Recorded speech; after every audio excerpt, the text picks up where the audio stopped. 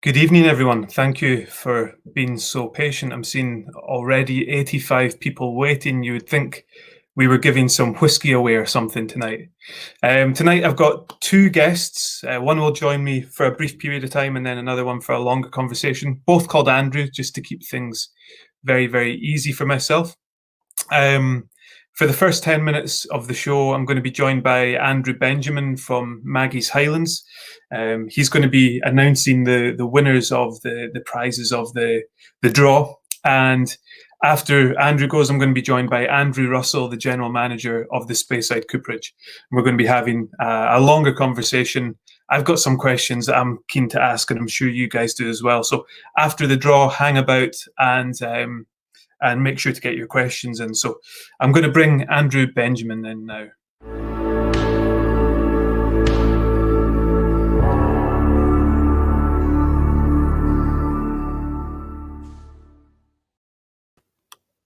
Hello, sir. Scott, how are we? I'm very, very good.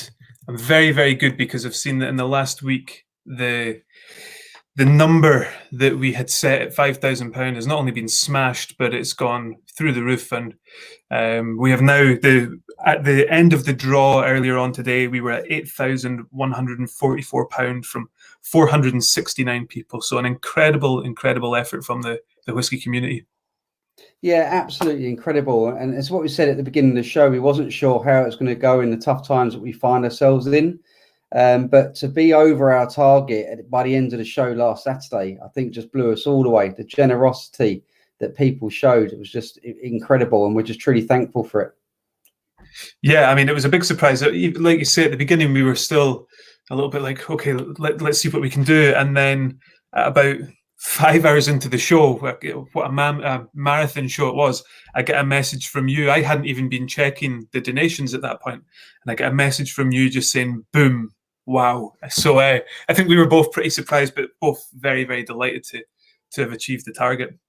Absolutely. And I think it was just, some of the comments as well that people was leaving in the live feed, sharing their own cancer stories and what charities mean to them and what Maggie's has meant to them, and how Maggie's has helped some people across not just the UK, but across the world from some of our branches in Japan and Tokyo, etc. So again, it's just incredible.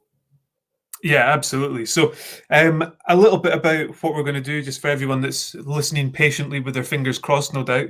At 12 o'clock today, we held the draw behind the scenes. The reason for that was very much a case of making sure there were no issues or errors, or not even so much errors, but things going on. I remember a couple of years ago, I was doing a raffle at the Maggie's Centre for a bottle of Tomatin 36-year-old. And we had your guests there on the evening, and it turned out that the receptionist at the Tomatin distillery had won the bottle. So we made sure there was none of that going on tonight. But one name that I do have to mention is Lynn Duff, who is Roy from Aquavita's wife. Not only did Lynn give us 5.5 hours of Roy's time last Saturday, but when we did the draw, she was one of the winners of the prizes. And I got in touch with Roy and just mentioned that to him. And Lynn got back in touch to say that she wanted to donate the prize back into the draw. So there's someone in the draw tonight who has won this prize purely because Lynn's put it back in.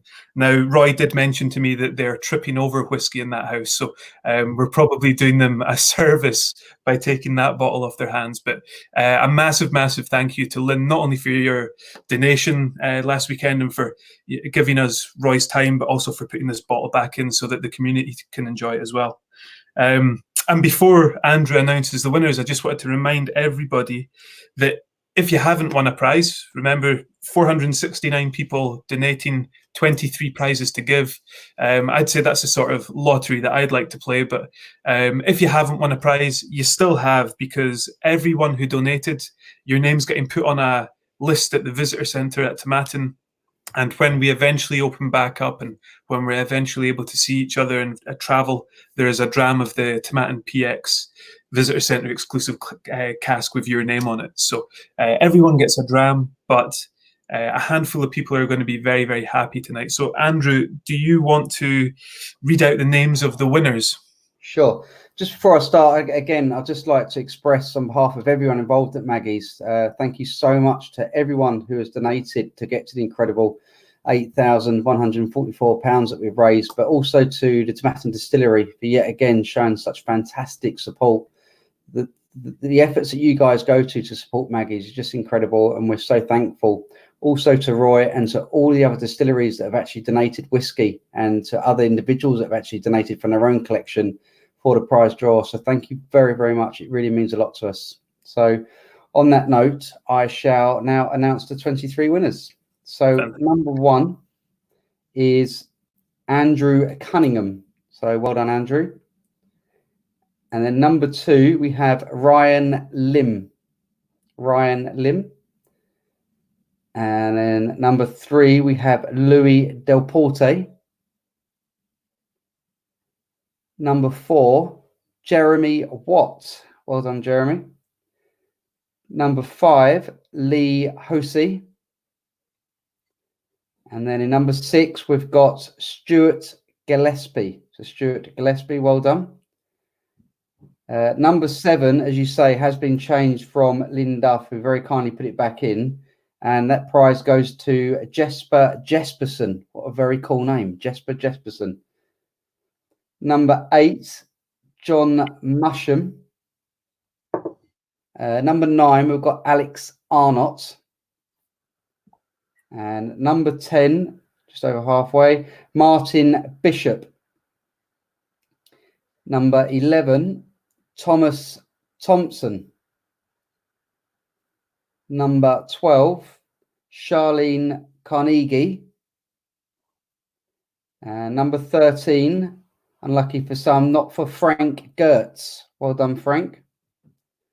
I'm loving that your bingo patterns coming out now. No, I've never played bingo. I'm beginning to think I might have a career in this. Yeah. Number 14, Russell Warshay. Russell Warshay, well done. Number 15, Matthew Falk. I'm not sure if I pronounced that right, but Matthew Falk, we'll get in touch with you. Number 16, Michael Hoffman. Well done, Michael. Number 17, we have Rolf Isaacson. Number 18, Andrew Butler. Number 19, Vivian Mackay. Well done, Vivian. And number 20, Lee J. Brown. That's Lee J. Brown. And the last 3 now, we have David Sixack, Marcus Kreitner, and last is Shay Francis. So that's your 23 winners there. There we go. It seems like some happy people in the chat already. So fantastic. What a great to see some familiar names popping up as well. And people in there here listening. So fantastic. And again, thank you everybody who donated. And like I say, there's a dram waiting. Doc McAllen, Fine and Rare, made the point. And who wins what? So that was something that we should probably clarify, because what has happened is that all the people who have donated, all the distillers who have donated, are going to be shipping the prizes out directly from their own offices and warehouses and things. It's not all coming from Tomatin. So what we're going to do is we're going to get in touch with everyone, and we're going to get everybody's addresses, and we're just going to make sure that there's no issues with international shipping, which there sometimes can be.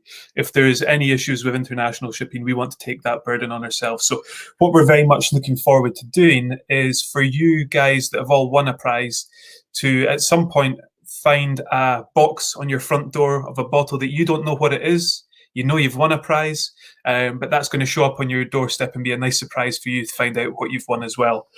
So we'll be getting in touch over the next couple of days to get all your addresses and pass them out to the individual distilleries. And yeah, I think that about covers all of the details of that. But congratulations to everyone who won. And Andrew, thanks for joining us to announce. And cheers to everybody that won. And Scott, you've got me on this now, so congratulations, you won that one as well. Job well done, eh? Cheers. I'm looking forward to getting back out and being able to share a real dram with you now. So cheers, Andrew. Cheers. Thanks, Scott. Okay, so Andrew, you pushed off a quiz for us tonight as well, so I'm going to let you get back and enjoy your evening. So thank you very much for joining in. Thanks again to everybody. Thank you. Cheers. So some incredibly lucky people there, all donated and all won some incredible prizes. Now, it's Friday night, it's our softer side sessions, and basically the softer side sessions are an excuse for me to talk to people about whiskey while I'm not able to get out and about on the road. And I've been enjoying speaking to fellow whiskey enthusiasts and geeks and people from across the industry. And tonight we've got a fantastic guest. We've got Andrew Russell, the general manager from the Speyside Cooperage. We all know as whiskey drinkers and whiskey lovers how important the casks that we use in whiskey are. But very often you guys only get to hear that side of the conversation from us as distillers, who are all, of course, telling you that the casks that we use are better than the casks that everybody else uses. So tonight we've got a excellent chance to pick the brains of the man who really does know what's going on, or at least really should know what's going on. So I'm going to pull in Andrew Russell, and I hope you've all got some questions ready for him. Andrew, Evening. How are you? I'm fine, thank you, Scott. Thank you very much for taking the time to do this. No problem. Happy to help. Now, you would have had Spirit of Speyside last week, is that right? Or the week before, if all things were going to plan? Yes, we would have. I have to say, we were just open as normal. We weren't running anything extra other than our special tours that we do normally. But yeah, it's a huge disappointment to the area. Yeah. And you live in Speyside as well, right? I live in Elgin. Okay, perfect. So I guess a great place to begin would be to find out a little bit more about your background. I know that you've been in the whiskey industry for a long time now, but for everyone that's tuning in, if you could tell us a little bit about how you started and what you do now. Basically, I started at Invergordon Distillery. I went into work in the warehouses for 3 months. That was always my intention, and then go to something else. But I enjoyed the work and enjoyed the industry. It's very interesting, and I stayed at Invergordon I stayed at Invergordon Distillery and with its various owners right through to the end days of Vijay Mallya having it. So I was 22 and a half years there in a multitude of roles. All right through it. I've seen it. I know the whiskey making process basically from the malt and wheat at the grain distillery coming in to the mature stuff going out of the blend center. I've been right the way through it. So yes, I know a lot about it. 22 and a half years at Invergordon, and then I moved to Speyside Cooperage in 2008, and I've been there for 11 and a half years. And we've expanded quite a bit in that period. We've opened in Kentucky. We've also opened a new facility, two facilities now at Alloa, and have really consolidated and upped our game, and are now in the process of looking at a lot of innovative ways of being able to identify different flavors and different parameters in the wood that will give certain whiskies certain flavors. And we have a research and development program now going on in conjunction with Tatlock and Thompson. That is interesting. I'm going to take a note of that because I want to go back to that sort of thing later on. But you made an interesting point there that I think a lot of people might not realize, is that Speyside Cooperage is not just the cooperage that we know from Craigellachie and from going on tour. It's a much bigger company now. Well, we are a much bigger company. I mean, Speyside itself at Craigellachie, not on its original premises, but one of the premises before that was started in 1947 by the Taylor family, by William Taylor Sr. And then he passed it on to his two sons, Douglas and Willie. And on April the 1st, 2008, they sold out to Tonnerie Francois Frere Group, who are a French multinational cooperage company, who are currently probably the largest cooperage company in the world. And they have branches all over the world. Primarily, they were involved with wine to start with. And wine cooperages in all the major wine regions all over the world, which gives us a lot of access to use wine casks of different varieties, sweet wines, dry wines, red wines, whites, everything. And we also, Speyside itself, in my role, is I'm responsible for the cooperage in Craigelchy, the two that we now have at Alloa, and the used barrel facility in Shepherdsville, Kentucky. But alongside that, my colleague Darren Whitmer runs Speyside Bourbon Cooperage, and we have two facilities there, one in Jackson, Ohio, and a new one in Atkins, and we have 5 mills which now feed into those two cooperages. So the actual Speyside in Craigelchy really is the tip of the iceberg for us. Yep. We have a massive business going on behind it.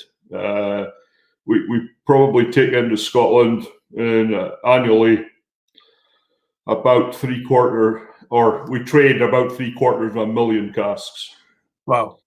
With Scotch Whisky alone per annum. That doesn't include what we do overseas. Right. So your role there is the general manager. What does that involve? That sounds like a very big role to have at a company like that. It is. I mean, I'm responsible for the purchasing of raw materials, different types of barrels.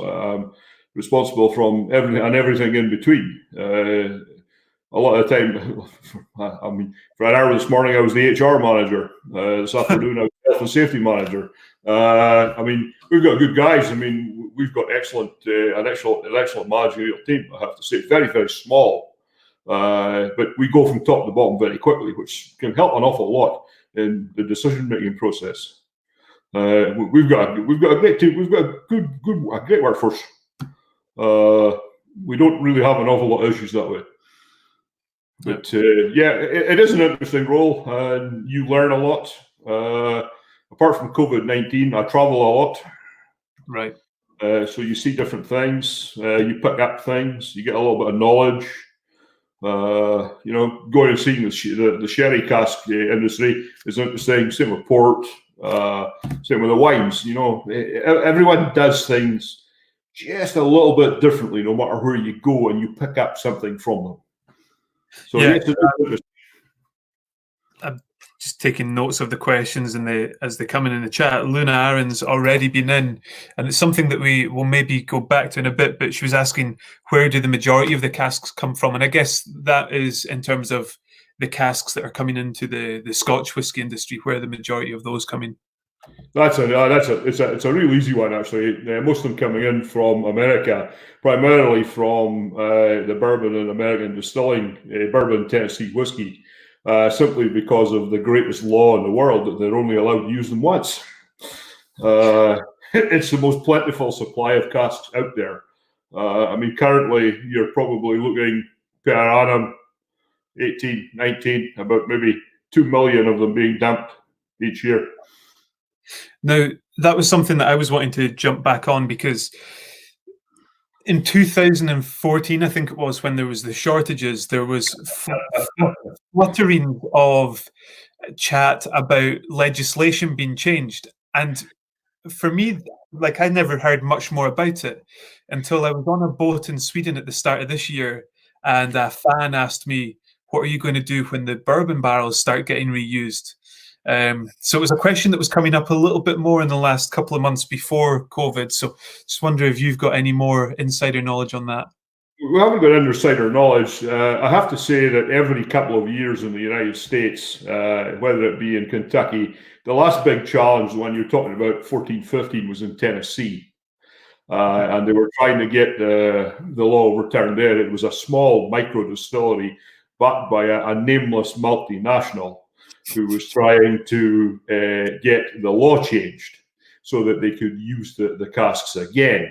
Now, I mean, from their point of view, yes, it's a massive saving cash-wise. Even if you could use 10% of your barrels for a second time, they would save themselves an absolute fortune. But the problem is, you may alter the flavor profile. That's maybe not something that they really want to do. I mean, to say that the casks aren't used again in America isn't actually true. There are a portion of them used every year, but you cannot call it bourbon or Tennessee whiskey. It then becomes American whiskey, or in the state of Kentucky, it becomes Kentucky whiskey rather than Kentucky bourbon if you use the bottle again. But there are a portion used every year. Some distillers will use them again for their corn whiskey as well. So yeah, there is some reuse, but the actual amount of it is very small. And so since 2014, there hasn't been much more in the way of rumblings of that, or not at the moment anyway. I think as long as the used bourbon bottle price stays at a reasonably high level, I don't think any of them will want to challenge it because they're getting great revenue streams from it at the moment. Yeah. So I would imagine on one side they've got the expense of coopering the casks in the first place, but it's a pretty good. I'll jump back a little, Scott, and give you a little bit more background on the 214. The other thing in 214 was white oak, or getting white oaks logged to mills to make into bottles. And that's when the bourbon industry really started booming and their production levels just went through the roof. And you've got a correlation of available logs coming down the way to be made into bottles and production going up the way, and they're separating. And I think at that point, one of the multinational distillers thought it would be a good chance to push through that they could use them twice, and that would alleviate the pressure on the new bottle production because they weren't getting it. I mean, distillers were basically being rationed by cooperages. There was also a lack of cooperage capacity at that point as well, because the cooperage industry hadn't expanded in 30 to 40 years. There has been a great sway of extra capacity gone in the last 6 years. I mean, I know from our company, I mean, we've basically put in 1 million barrels of capacity in the last 5 years, and there's others who've put in capacity as well. So, you know, they're able to meet the demand a lot easier now. And the cynic in me tells me that the log prices were just too low for loggers to cut logs. But the prices have come up, and they're back doing it now. And there doesn't appear to be a great shortage of them. Luna Aaron's asking, where did the bourbon distilleries get their wood from? Well, the bourbon primarily from the Midwest. You're talking, you know, Ohio, Pennsylvania, Kentucky, Missouri, Virginia, West Virginia. You're basically looking at the two kind of main mountain ranges around there, around the forests around the Appalachians, and again around the Ozarks, Missouri, down to Arkansas. That's the main sources of oak. Perfect. So hope that answered the question there that came in. Now, when you've got something like the shortage in 2014 for the Tennessee whiskey makers, that had a pretty significant knock-on impact in Scotland at the time, right? Yes, it meant that there was a shortage because Scotch whisky production was also in an upward stage at that point as well, and they're kind of grabbing everything that can go. So what it meant was the standard American rules of supply and demand. Well, supply's low, demand's high. Let's put the price up $70. And you know, you had the thing at 14-15 where a once used bourbon bottle, or a second-hand bourbon bottle, we want to call it that, was actually costing as much as a brand new bourbon bottle. Wow. That's how it came out. You know, that's where we ended up. Yeah, that's pretty crazy to think of that. Yes. Now that we're in times of relative plenty. There's a question coming from Thomas. I think it's more for me, but I'll just address it now. Asking, there's a lot of single casks, for example, the malt room in Royal Mill, and so is that private persons who orders and buy the casks? Thomas, yeah, each year we will make around about 100 casks available to be sold and bottled as single casks. Our aim is to sell around about 50 of those, because we want to make sure that the ones that are going out are of quality. And basically, we will work with guys like the Malt Room, Royal Mile Whiskies, various whiskey clubs, and offer those casks out to people. So that is kind of how that works. Similar to how you will see companies like Arran and Ben Riach doing similar things. So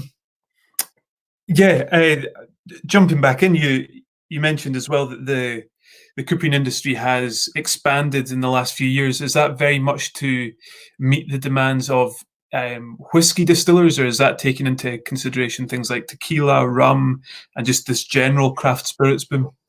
There's been a general boom, but I mean, the biggest upsurge, although you've heard an awful lot about the craft whiskey boom in the United States and in other places, it's actually the mainstream players in the United States that have taken the big volume. I mean, collectively, all of the craft distillers, yes, add up to a sizable amount, but it's the mainstream bourbon, the mainstream bourbon and Tennessee whiskey guys that have really expanded. I mean, if you look at the sales figures in the last 15 years for the American whiskey sector, I mean, it's almost doubled. You know, they've gone from kind of 25 million, and they're pushing 50 million case sales now. So, you know, it's the mainstream guys that have taken up the bulk of the capacity. Yeah, I suppose if you're looking at like a Jack Daniels or something and thinking of a 1% annual growth in sales, that's a heck of a lot of wood that's going to have to go into to fill that. You know, you're looking 16, 17 million case sales now. I mean, you're talking 650 to 750,000 bottles. That's a lot of stuff, and it has to be new bottles. Yes, yeah. Now, what is? I've heard countless stories about how that law came into place, and that it was it Roosevelt's New Deal after Prohibition ended, and it was kind of backed by the loggers and the coopering industry. What is the story with that legislation? I'm not 100% of the exact story. That's the same kind of story. That's the same stories that we've been fed. And there's always a little add-on with unions and all of those types of things. And it was a way of getting a lot of people, Prohibition ending. You know, you're just coming after the Great Recession, that it got a lot of people back into work. And I think that was one of the reasons. I mean, if you were able to reuse bottles even back then, I mean, you would cut out hundreds of thousands of people, the loggers, mills, everything. And in those days, I mean, they were more manpower intensive. There wasn't the mechanized side to the mills that you have these days. Everything was done by hand. Yeah, absolutely. And I think there was only a couple of distilleries back then as well. So once they got their supply, they would maybe run through them pretty quick. Yeah, I mean, you had massive distilleries in those days. I mean, the bourbon industry, as far as sales and consumption, is still not at what it was 50 years ago. Really? Wow. It was a lot bigger then, yeah. That's interesting. Rumi Jaffer's in. Hey, Rumi works with Tomatin over in Canada for our distributor out there. I made the mistake recently of saying that he worked over in America, and he wasn't happy about that. So Rumi's asking, what type of casks are currently in most demand? Probably the two most popular, as far as Scotch whisky is concerned. I'll use Scotch whisky as my basis. It's still bourbon bottles and generally the sherry casks from Spain, because they're the staples for Scotch whisky. I mean, I know yourselves at Tomatin. Those are staples of yours as well. They are of most people. Most distillers in Scotland are looking for some sweetness from their casks. So American oak, ex-bourbon, vanillas, coconuts, nice caramel, smoky flavors are perfect. And the same if you're going for sherry, you know, you're going to get your sweet flavors again from those. Yeah. So those are generally the two most popular that we have in demand each year. And so in terms of bringing the casks in, I'm just going to address Doc's question here. Where does Speyside Cooperage buy most of its casks from? Is it directly from distilleries, or is it through intermediaries? No, we deal directly with distilleries. I mean, effectively, we are an intermediary. Because we have our own used bottle cooperage in Shepherdsville, Kentucky. What we'll do is we'll take direct deliveries from the distilleries to Shepherdsville, and at that point we'll unload the bottles off the trailers, and we'll select them to whether they're fit for fill or require repair. Now we've got on-site for repair facilities there, which are set up to repair the same way as we do in Scotland. We've got a guy, a former cooper of ours from Alloa is out there. He does the training for us, and we've had that since we started. Okay, so and then from there they're shipped all over the world. Yeah, but we also take direct deliveries from distilleries if they'll load containers. A lot of distilleries in the US are not keen on loading containers directly at their door as part of that issue. Got you. So that needs that place that you own in America to bring them in, put them in containers and get them out. Yeah. Perfect. So before we go on and talk about casks, because we could spend the whole night talking about interesting experiments and sherry casks and things like that, I wanted to go back kind of to something that you'll have an insight on that a lot of people want, and that is coopering as a whole. So we hear these incredible stories about the almost mythical stories of the coopering apprenticeships and stuff like that. What does it take to go from not knowing what a barrel looks like to becoming a fully qualified cooper? What's that process? Well, we've had a very active apprenticeship program. I mean, we have 9 apprentices at Craigellachie, and we've got 11 currently at Alloa, with another couple to start shortly at Craigellachie. We're training very, very heavily, and have been for the last 10 years, is to get people back into the industry. It is traditionally a very labour-intensive, very manpower-orientated industry. I mean, we have a lot of mechanised age now, and it's not the same job as it used to be. But it is still hard work. There's no getting away from it. But essentially, we take an apprentice in. Our preference is to take someone from school.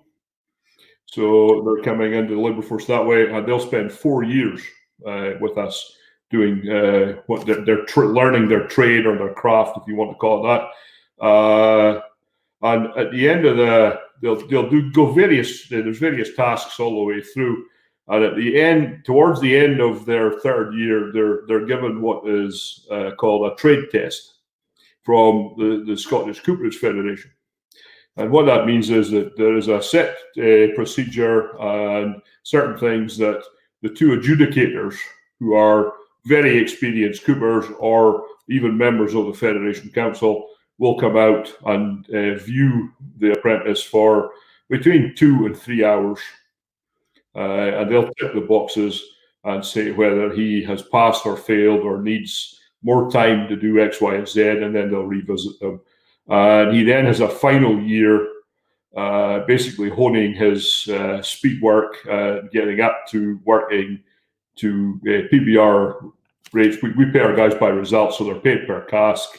And they essentially serve a 4-year apprenticeship. There's no college or anything like that. It's an on-site craft apprenticeship. So the full apprenticeship is at the cooperage? Yes. Fantastic. So the first 3 years then, if I'm hearing you right, the first 3 years is learning the craft, and then the final year is taking that knowledge and just repeating until you can get to the point where you're working at the same pace as the rest of the guys. That's essentially it. But even after you've done your 4 years, you're probably going to be another, I'm going to say 4 to 5 before you really get into rhythm. You'll get used to doing things your way. They'll find the best way possible for them, because every one of them will do certain things differently. They'll have their own little spin on it. Right. What works best for them. Yeah, you'll get that. Yeah.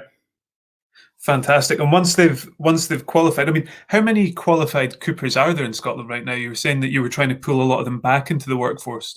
There's not that many. There's probably only around, I believe, if you include the distillery cooperages, a couple of hundred. Which is, that's something that always amazes me when there's a couple of hundred coopers, but there's 25 million plus casks of whiskey maturing in Scotland. I mean, if you think about, I did a little looking into it, trying to find a comparison, and I was seeing that in Scotland there are under 3 million cars on the road, but there's three mechanics in every town you go to, you know?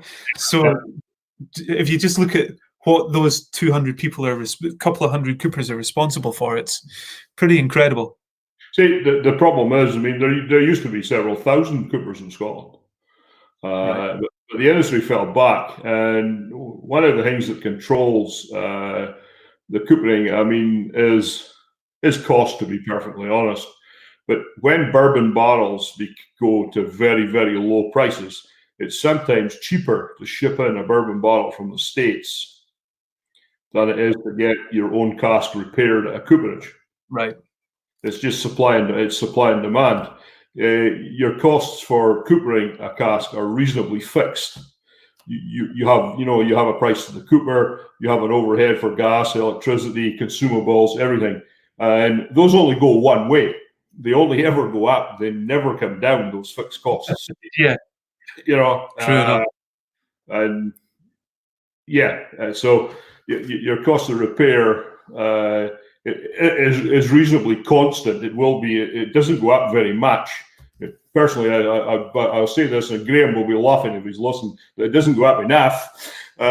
He's watching right now. He's watching right now. Oh, yes, I'm sure he's laughing. I'm sure he'd be arguing the opposite as well. He would be. But yes, there's reasons for it, and the industry has kind of fallen away. Health and safety rules made it difficult for a lot of people to operate.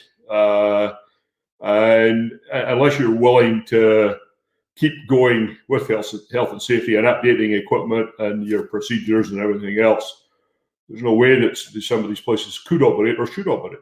Yeah, that's an interesting point as well, because when we think of coopering, it is this incredibly traditional craft, and I was wanting to ask what innovation looks like in coopering. Innovation is the equipment that we use. Innovation basically is trying to take as much of the job or the tasks out of the cooper's hands. I mean, we have in the last 20 years, I mean, we've actively put in what we call riveting banks, whereas the cooper used to stand with a hammer and basically a steel spike and knock out rivets and then flatten it with a hammer on an anvil.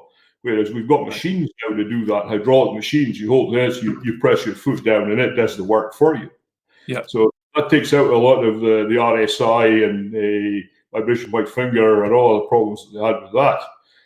I mean, we've got hoop drivers. They've been in the industry. I mean, we've got hoop pullers now to pull the hoops off, so the cooper's not knocking the hoops off. The hoop drivers press them down. We've got a lot of different equipment to do it. I mean, we've automatic end making facility and everything at Craigellachie. So yes, it is. It's making the job. I'm not saying it's not an easy job by any means, but it is helping. And we'll continue to look at the innovations like that. Just saw a message in from Graham saying price nonsense again from Andrew as usual. So. I knew that would be the Arcadian porn star always has something to say. That's going to stick now. So yeah, I mean, I think it's an interesting thing. I think a lot of people would love to believe that some of these crafts never change and they never get made easier or anything, and have that romantic notion. But there's a level of safety involved. There's a level of speed involved. And I guess if you're a cooper working on results piecemeal, if you will, having these machines that help you do your job quicker is surely a benefit for these guys. Yeah, it is a benefit. I mean, it's a benefit for their bodies as well as their wage packet. You know, that's the whole point. The whole point of these machines is to take out the stresses and the strains. I mean, okay, we're also looking at to help the throughput through the cooperage. We won't hide that, and there's no point. There's no point being dishonest about it. At the end of the day, we want as many repairs through as possible in a day. But there's a balance and a trade-off in all of that. You still have to have your guys fit and able to come into work the next day. So we've made a lot of modifications that way. Our charring equipment, recharring equipment, in fact, in Alloa, is fully automatic. Yeah, we've got robotic arms doing it, which is good. And it makes a lot of sense when you're dealing with thousands of degrees of heat as well. Yeah, you've got 480 degrees of heat there when the char hits its peak, and the cask comes out. Okay, we've got steam quench and water quench and whatnot that come off, but they're still hot, and the guys have to handle it coming off the other end. Yeah. So if you are, Graham's saying that's the nicest thing that Andrew's ever called him. So once you qualify as a cooper, what is there a daily routine, or is it much like yourself where everyone's got a different thing to do here and there, everyone helps each other out? As far as the PBR Coopers is concerned, they take in the cask from the dry area, but the type of cask that we're repairing is really dictated by what we have coming from the distillers to go through either the repair and recharge process and then back out again, or we're repairing some casks to go out for sale. But essentially, the distillers are dictating what we're working on day by day, and what the actual cooper is doing day by day, what type of repair is needed to that cask. It does vary. You've got all shapes and sizes coming through as well. Yeah. No, that's an interesting one, because I actually just got an email through earlier on about some casks that we're going to be sending your way, which I guess is a great example of, let's talk about this. We got some casks in, some lovely Moscatel casks that need a little bit of repairs done to them. We get in contact with you. You say that we'll take them in. When those casks land, how do they go through assessment? What is the steps that happen? Basically, if they're coming in from yourselves, we'll take them in, we'll segregate them, and we'll work out what day we're going to do the repair through the cooperage. And they'll be checked as they're coming into what we call the drying area or the holding area in the cooperage. And one of our guys will inspect the cask, and he'll mark it. He'll mark on it with a chalk line where the cask, whether it's a broken stave or what defect we can find in it before it goes into the cooperage, so that they'll know what they're looking for. The cooper will also give it another look. He'll also look over it and look for defect. Okay. They'll repair that defect. Yeah, and then it's a case of assemble the cask back together and back out to the distillery. Yeah. Well, we'll put it through a hoop driver, and we'll water and air pressure test it unless you tell us otherwise. Right. Now, are coopers, are they trained in any form of sensory analysis, in the sense of, will they get casks coming in? I'm thinking maybe more for the cooperage over in the States, when they've got bourbon barrels coming in. Do they have to have a smell of the cask to check if there's any off notes or anything, or is that very much a case of not an issue? Not normally an issue with the fresh casks. If you've had casks lying in your yard, or you've had them sitting in a stow outside for a while, yes, it can be an issue. But we don't hold any casks at all at our facility in Shepherdsville. It's a very much a flow-through operation. In Scotland, we've got guys, our yard foreman and a couple of his guys, they'll nose the casks before they go into the cooperage for the coopers to repair them. We'll know if they've been off. If we know how long each of our stoves are at, as we call at for, or when they were built and when they come down, and we'll nose casks throughout from the stove as it's coming down, just to check them. You can smell an off note very, very easily. Yeah. And do you find that they come more from the wine casks, the fortified wine casks, than they would the bourbons? Oh yeah, but the bourbon spirit because you're at a high ABV, it lasts and it kills the growth of bacteria a lot better. I mean, your sherries, ports, muscatels, anything like that, because you're only 18 to maybe 22, 23 ABV, you've got more chance of them going off and quickly. The other problem is when they're loaded into containers, it's generally in a hot temperature, right? Hotter than ours. Now, depending on how long it sits in that container is a key. I know from one of our sister companies, Nicholas on Bordeaux, we take in Sauterne casks via them, and we take in some used red wine casks and whatnot. But what they've got there is they've got a cold storage room, which means we keep them at a low temperature, so that and we nose them then before they come out, and we'll take them in not by container, we'll take them in by truck.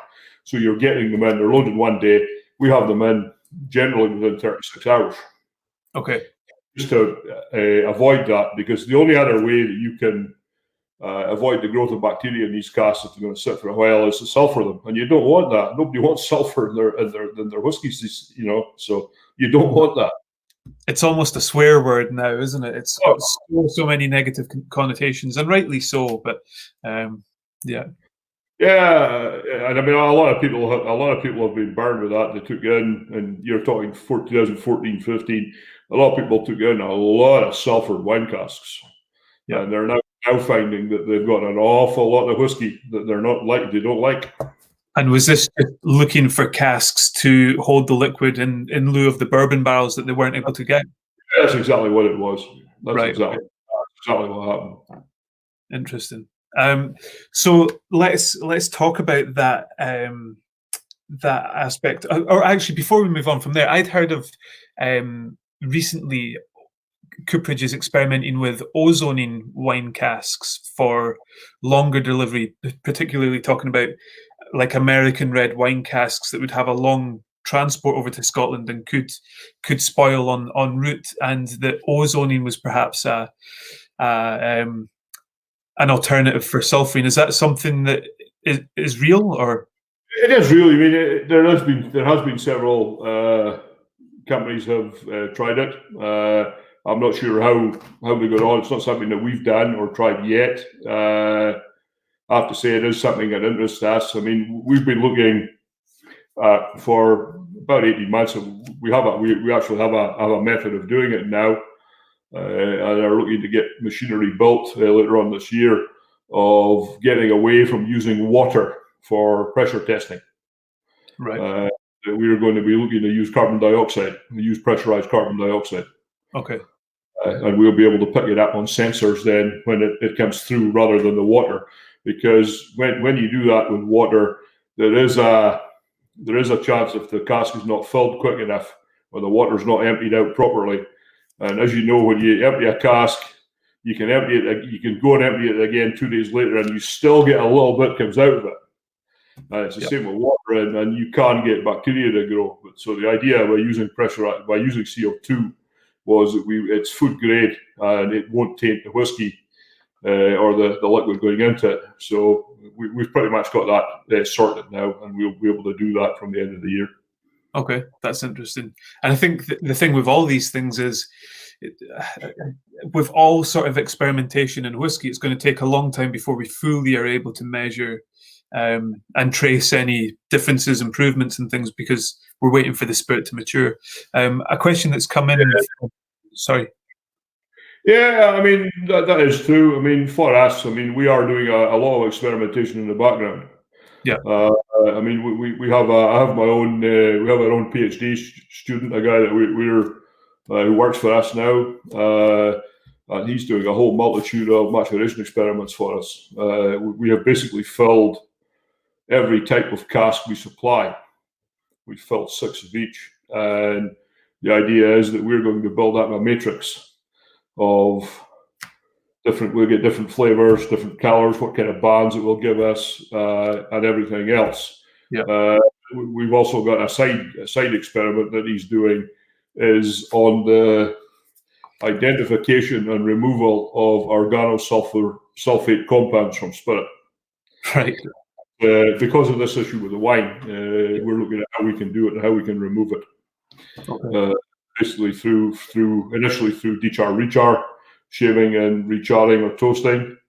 And if it has gotten into the spirit, are there types of wood we could use in different toasting and charring degrees in these casks to remove that organosulfate compounds. So Right. we're quite well down the road with that as well. Excellent. And I'm going to ask the question before it even comes in on the chat. Of these casks that you fill and mature, will we ever see those whiskies bottled, or do they just get left behind? Is there going to be some Speyside bottlings in the years to come? There might be some bottlings. In a couple of years, we will be 75 years old, and one of the things was that we may release some casks for that, but we're not 100% certain yet. It all depends on how they mature. Yeah, absolutely. Fair enough. I want to talk a little bit about sherry casks and pass on to you some of the impressions that I get from speaking to people out and about, because the impression that I get is that most people that come to us and they ask us about sherry casks at a festival are asking about the shortage of sherry casks because nobody's drinking sherry anymore. And I think that's when we start introducing that concept that when we're talking about sherry casks, we're not talking about the Solera system, we're talking more about seasoned casks. And I think because these are built by the industry for the industry, they sometimes have a negative connotation associated with them, because there is that romantic view that we're maturing in casks that have held sherry in them for 50, 60, 70 years. And it's something that I've talked about a lot. I'm a big sherry fan myself, and I personally think that there is that seasoned casks give the distillers a huge amount more control over the spirit that they're able to produce because of the consistency that's built in. But just wanted you to talk through, first of all, is there a shortage of sherry casks, and then the season side of things? It depends. Again, it's your definition of a sherry cask, whether it's a seasoned one or a Solera. Yes, the Solera system ones, availability of them will be falling because, as you said, the consumption of sherry has fallen back quite considerably. I mean, I think the sherry industry in Spain, as far as the consumption is concerned, is maybe only, 40% of what it was 10, 15 years ago. Yeah. So, but a lot of these old Soleras and whatnot have shut down and been hauled down, and they're no longer there. I mean, I have to say, as a company, we don't deal with the Solera casks at all because of a lot of the dangers in them. Is you have no history of these casks. You've got no history of the wood that they were made of. You only have an estimate of how old they were. The other thing is, I mean, and I've been to a lot of these places over the years, and people before me have been as well. And a lot of these casks, when you go to the Solera, a lot of them might be sitting empty, and you don't know how long they're sitting empty, or they're sitting with sulfured water in them. Okay. And you don't know how long that sulfured water's been sitting in. The sulfured water will be empty out. You'll get that cask, and it may have only been, the sherry might have only been in it for a couple of weeks in the journey over. So you don't know what you're going to get. I agree with you. The seasoned sherry casks give a level of consistency and a level of control to the distillers. And I mean, I know the ones, the ones that we take in from one supplier in Spain. I'm not going to name them because everybody knows them anyway. And I was asked, how would I term his casks? And I call them Ron Seal casks. Right. Okay. They do what they say. They do what it says in the tin. Yeah. You will. We've never had a complaint about the flavors and quality and colors and everything that we've got of those casks that we've supplied. Now, a lot of that is down to the quality control that he has in. He has, he's got his own mills, both Spanish and American. And the cask that we lay down circa circa 4,000 bats every year. And they're a blend of American and Spanish oak. They're not one or the other. They're a blend. Okay. That way we get a little bit of sweetness, and you get a little bit of spice. Okay. And the sherry, the Oloroso sherry that we're putting in it, we put an Oloroso-based sherry in it for 1 year, which we call a sacrificial wine. And then we'll put our drinking sherry, whether it be Oloroso, Pedro Jimenez, Amontillado, Manzanilla, Fino, whatever. That goes in for another year to 18 months. And when the sacrificial is emptied, if there's any defect in the cask, it's fixed at that point before the drinking wine goes in. Mm-hmm. And what the sacrificial wine has done is it has conditioned the cask and taken the impurities out of the wood that you will get with the first fill. Now, in the case of our guys, the sacrificial wine is going to a sherry vinegar plant to be distilled, so there's no waste involved. Yeah. But then the Oloroso wine goes in. Now, the Oloroso wine, if it's Oloroso, goes in, we're talking a 9 to 11-year-old wine that's going in there. So there is age on that wine already. Right. Our PXs are generally 11 to 12 years old, the actual wine itself. That's an interesting thing, and something that is going to go into my brand ambassador patter from now on, because I very often refer to the seasoned casks as the modern day equivalent of the old transport casks that the whiskey industry was built on in the 18 and early 1900s. Yeah. And that the sherry would have come from the Solera, gone into these casks, and only been in them for the length of the voyage. And the argument that I hear coming back is that, yes, but the difference between those and seasoned casks is it was mature wine that was being transported. And I think people, when they think of seasoned casks, only think of the sacrificial wine. They don't think of the aged Olorosos and PXs that are going into them. So that's good. Yeah. That's interesting. And so then, so going back to those casks themselves, they're a hybrid of the American and European oak. What heat treatment do they get before being filled? They're a medium toast. Medium toast. And then filled with the sacrificial wine for the year, and then filled with the drinking one. Yeah, for 12 to 18 months. Perfect. And that... Sorry? I was just going to say, that's all going on over in the bodegas in Spain? Yes. Yeah. Fantastic. I hope that answers and clears up some people's misconceptions about the sherry casks that are being used, because I think without the seasoning, we wouldn't have these sherry flavors at all.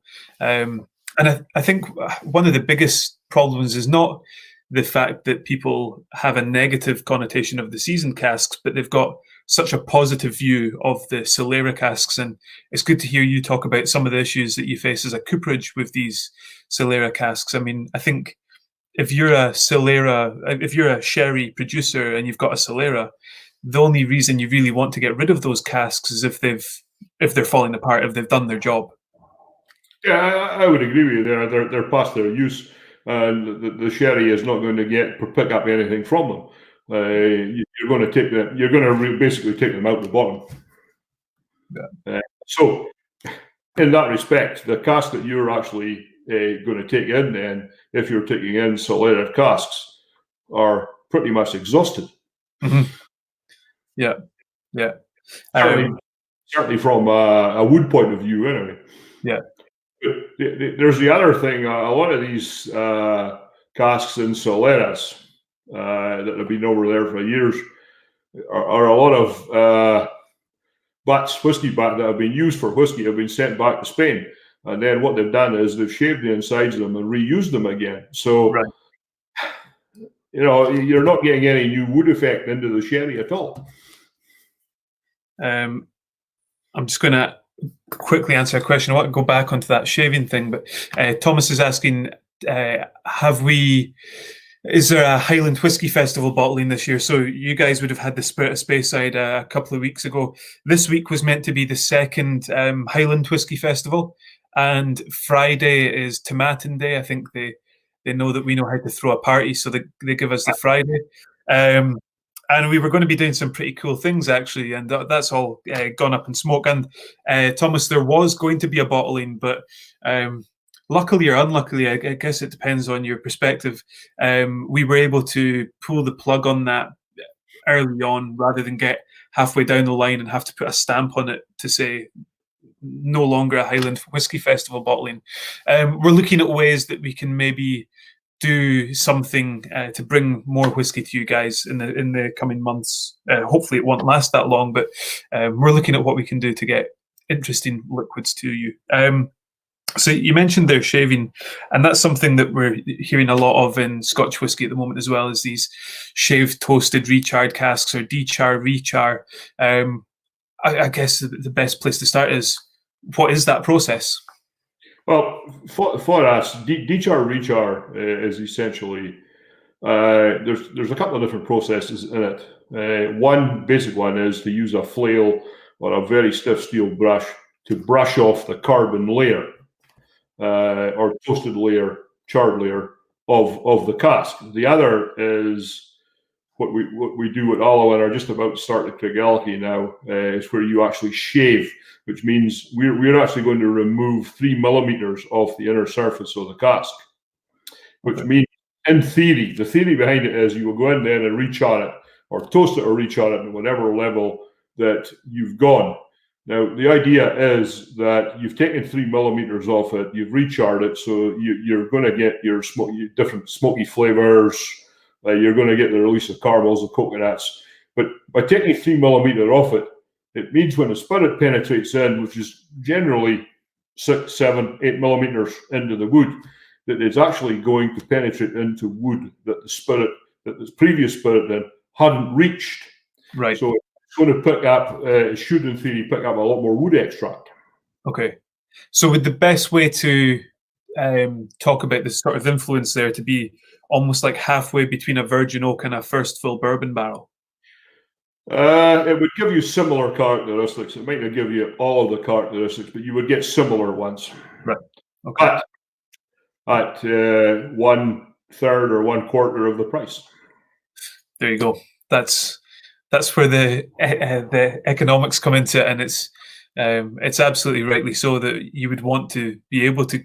I mean, I think even if you look at casks and coopering from a ecological standpoint and the conservation standpoint, being able to do things to extend the lifespan of these casks is only a positive thing. Oh yeah, it very much takes the green message. I have to say. I mean, there's a misconception out there. I have to say. I really want to just put this one over. I apologise if I sound as if I'm preaching, but the cooperage industry, as far as the environment is concerned, doesn't have a great reputation or standing, because they think that we're out there cutting down oak trees left, right, and centre. In America, where you have the greatest source of supply, basically, for barrels for the whiskey industry all over the world, we actually use less than 5% of the white oak cut in America. The bulk of it will go for furniture, house building. In fact, railway ties for the railroads use more white oak than the cooperage industry. So we're not as bad as people think. We're also very much part of replanting programs. France, Hungary, places like these have had conservation and replanting programs going on for the last couple of 100 years. So it's not as if we're taking out all the time. We are putting back in. Yeah. And we are managing it. Wow, that's incredible. And it's something that it kind of goes across industry, because you hear that a lot about peat as well, that the Scotch whisky industry uses so much peat. I think it was perhaps Graham that was telling me that the vast majority of peat that is dug in the UK is used by the gardening industry and not actually the distilling industry. So it's great to be able to kind of put some of these misconceptions right. So there's a lot of people steal peat in Orkney. I think we both know one of them.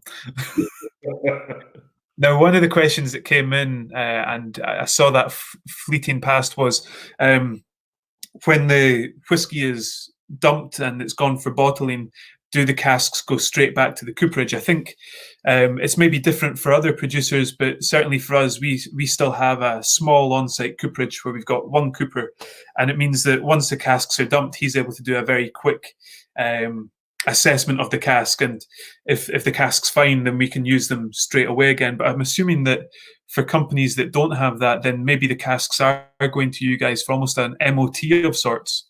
In some cases, yes, but not so many these days. Most. I mean, we've put our guys, our foreman and our cooperage manager, Malcolm and Darren.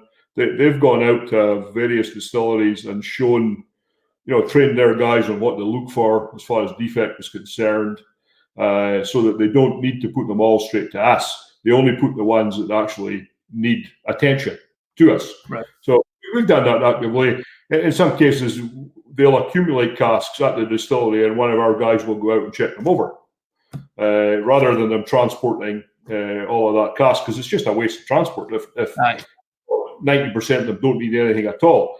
The other thing that some distillers do is they'll check the colour coming out of the spirit, and it may come to us if they determine that they've got their cut-off points for, straight for refill, needs to go to dechar, rechar, or it needs to be scrapped. You've got that side of it as well. So there's quite a few different parameters in it, depending on the distiller's wood policy and their ethos as far as their cask population is concerned. Yeah. Now, I want to talk to you a lot about the kind of innovation coming through, but you mentioned scrapped there, and so what happens once a cask has had its final squeeze of whiskey? It's done its last bit of work. When you take in these casks that are going for scrap, what do they tend to end up as? You see a lot of plant pots when you're driving about the north of Scotland, and that's generally what they go for. But I mean, if the cask hasn't been dechar recharred, there's the option to dechar rechar, and you can get another 2 to 3 fills out of it at that point. But yeah, scrap is garden planters is the main thing. Candle holders, garden furniture. Those are the main things. I mean, I believe some people are chipping them up and burning them now. But they can be made into mulch. Those are the main uses for them. Yeah, it's funny now. I think no distillery visitor centre is complete without a candle holder made without a stave, or some sort of wine rack made without a stave. It's interesting that as the whiskey becomes popular, so too does the stuff that helped make it as well. That's exactly right.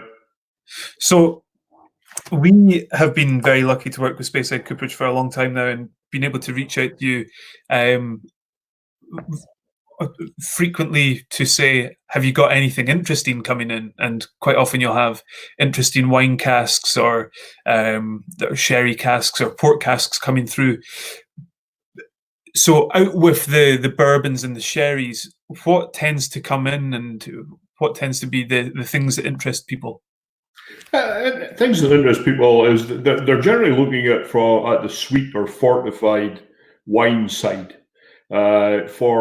It's not for the kind of normal run. I shouldn't say this. It doesn't mean. I don't mean it the way it sounds. Run of the mill malts. Something a little bit away from their house or core style is what they're looking for.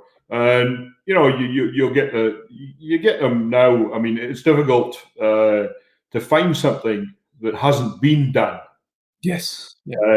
There's only a finite amount of things out there that people do, and I mean, we've taken in casks from all over the world. Generally used wines or fortified wines, and it's difficult to find something different these days.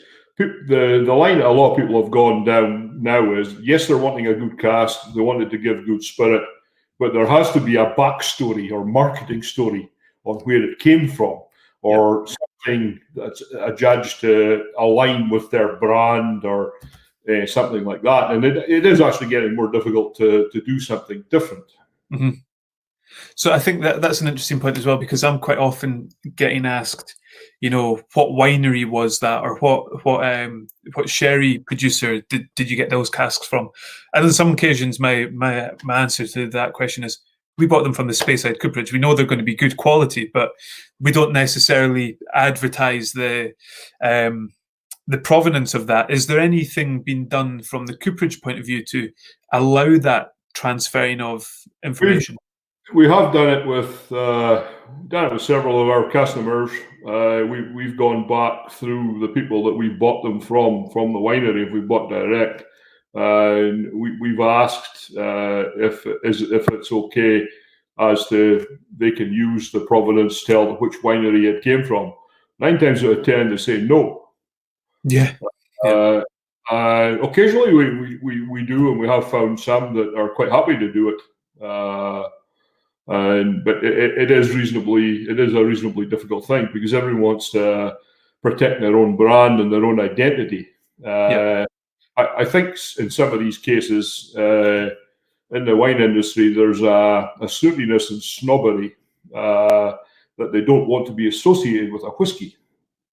Right. I don't think they actually realise just how well held in people's esteem Scottish single malts are, in comparison to their own brand in the wine business. I mean, unless you're a Pingus or a Vigus Sicilia or Sato Montrachet, there's a lot between there on the floor. Most of them sit in that bands. I mean, so I don't. Sometimes it beggars my belief for me that they won't allow a tie-up. In fact, a tie-up would be good for them. I'm of the same opinion. I think everyone who's watching tonight knows that I'm a big fan when it comes to transparency. And what I would say is, if there's any time that I'm not able to give you the background of the cask, it's not because I don't want to. It's because of what Andrew's just said, that very often we're not given that opportunity, which is a shame indeed. But hopefully, as things progress and as more and more people do start seeing that, then the wine industry will be more willing to look into that. So let's talk a little bit about then the experimental side of things and what's going on at the moment. What are I guess it's a pretty vast topic. So what experiments on the go right now are interesting you? From our point of view, we've got a lot of different research going on, and it's primarily with new oak, both American and French, Hungarian. We're identifying different things, different markers in the wood that we can either push up, give it a boost by using different toasting techniques, using a different toasting temperature, altering our timings, everything. A lot of this, I mean, our group company, Dempnos, they actually have a whole wing in Bordeaux University. The Dempnos Research Centre is headed up by a guy called Dr. Nicholas Vivas. And if you look, he has written a multitude of papers. They've been researching wood for different wines and everything for nearly 100 years. So we now have Nicholas's Lucent Spirit, and we have Dr. Magali Picard, who's her whole role is to do with experimentation for spirit. I mean, we've been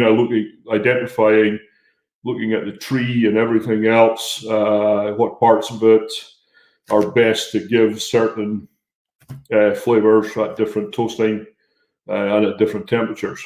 And we're doing a lot of experimentation with distillers, and that's something that we're going to continue to do. A lot of it will be individual to the distiller.